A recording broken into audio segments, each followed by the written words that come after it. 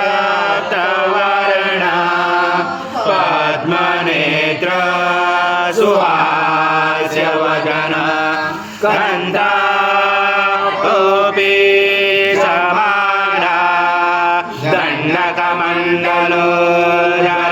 कल्याणरक्षक जय गुण्यरहिता जय लोकपालक विश्वनायक भक्तवत्सला कलियुगे श्री स्वामी समर्थावतारधारक इमां ब्रह्मानन्दं परमसुखदं केवलं ज्ञानमूर्ति द्वन्द्वातीतं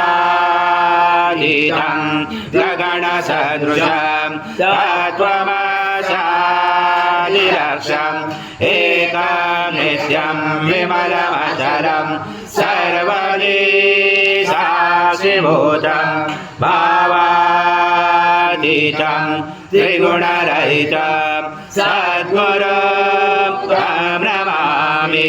गुरुर्ब्रह्मा गुरुर्विष्णु गुरुर्देवो महेश्वरः गुरुर्साक्षात् परब्रह्म तस्मै श्री गुरवे नमः।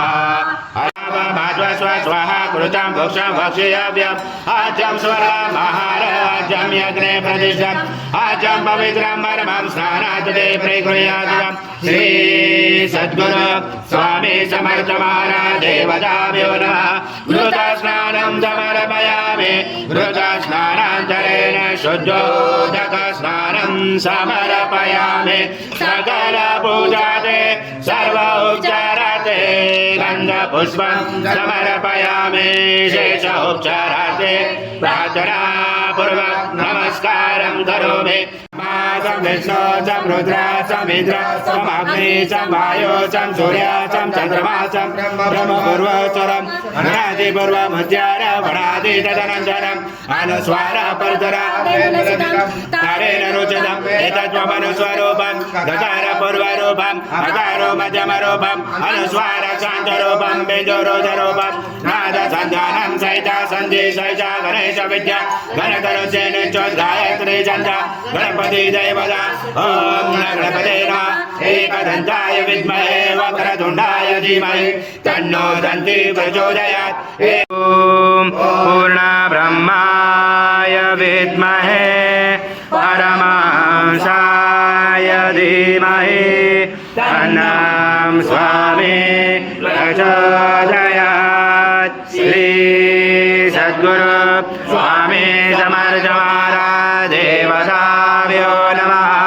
मंत्र पुष्पांजलि समर्पयामि।